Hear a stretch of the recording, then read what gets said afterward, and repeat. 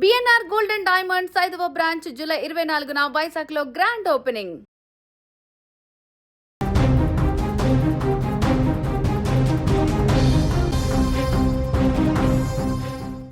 దూర ప్రయాణాల్లో ఎప్పుడు ఎలాంటి అనూహ్య సంఘటనలు ఎదురవుతాయో ఊహించడం చాలా కష్టం.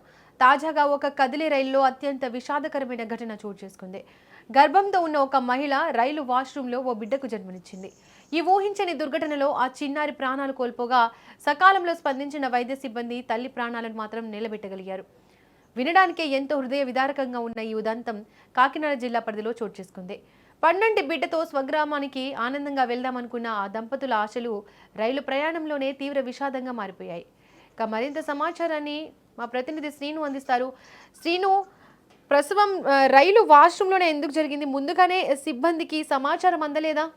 ఇది ఏదైతే Tuni Konark express Tuni railway station కి చేరుకునే సమయంలోనే ఈ యొక్క ఎవరైతే గర్భిణీ ఉన్నారో శృతి రేఖ, ఈ భువనేశ్వర్ కు చెందిన శృతి రేఖ ఒక్కసారిగా గర్భస్రావం ఏదైతే రక్తస్రావం ఎక్కువ కావడంతో ఒకసారిగా పోలీసు వారికి ఇంటిమేట్ చేయడం జరిగింది. అయితే పోలీసు వారు సడన్ గా తుని రైల్వే స్టేషన్ సమీపంలో రైలు ఆపినటువంటి పరిస్థితి అయితే మనం విజువల్స్ లో కూడా చూడొచ్చు. ఆపి అక్కడ ఉన్న 188 సిబ్బందికి అయితే వెంటనే రైల్వే అధికారులు అయితే సమాచారం అందించారు. రైల్వే అధికారులు వెంటనే ఒక్కసారిగా స్పందించి 188 సిబ్బంది సహాయంతో ఏదైతే శృతి రేఖను అయితే అక్కడి నుంచి తుని ప్రభుత్వ ఏరియా ఆసుపత్రికి అయితే తరలించారు.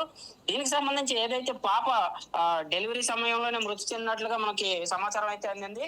పాప మృతి చెంది తల్లికి అయితే ప్రస్తుతం ఎటువంటి ప్రాణాపాయం అయితే లేదు.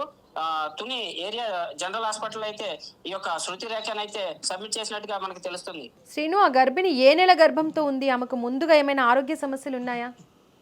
ప్రస్తుతం తనకి అయితే రేఖకి సంబంధించి అయితే ఎటువంటి ఆరోగ్య సమస్యలు అయితే లేవు. అయితే 4వ నెల గర్భిణిగా ఇక్కడైతే సమాచారం మనకి తెలుస్తుంది. ఒక్కసారిగా రక్తస్రావం ఎక్కువ కావడంతో ట్రైన్ యొక్క వాష్రూమ్ లో ఈ యొక్క గర్భిణి ఒక్కసారిగా ఇబ్బంది పడుతుండడం చూసి వెంటనే రైల్వే సిబ్బందికి అయితే వీళ్ళు సమాచారం అందించినటువంటి పరిస్థితి అయితే ఇక్కడ నెలకొంది.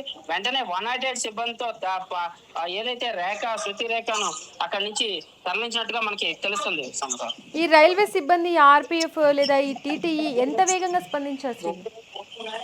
వీళ్ళు వెంటనే ఇంటిమేట్ చేసిన వెంటనే కూడా రైల్వే సిబ్బంది కూడా చాలా వేగంగా స్పందించినట్టుగా తెలుస్తుంది. రైల్వే సిబ్బంది ట్రైన్ వచ్చి అక్కడికి ఆగే లోపే 188 సిబ్బంది కూడా అక్కడ రెడీగా ఉన్నారు. 188 సిబ్బంది సకాలంలో స్పందించి ఏదైతే ఈ 188 సిబ్బందికి సంబంధించి రమణబాబు, నాగేంద్ర అనే వ్యక్తులు కూడా ఇద్దరు ఒటావుటిని ఒక్కసారిగా తీసుకెళ్లి అక్కడ ఆసుపత్రిలో జాయిన్ అయినటువంటి పరిస్థితి అయితే ఇక్కడ కనిపిస్తుంది. Right Srinu, thank you.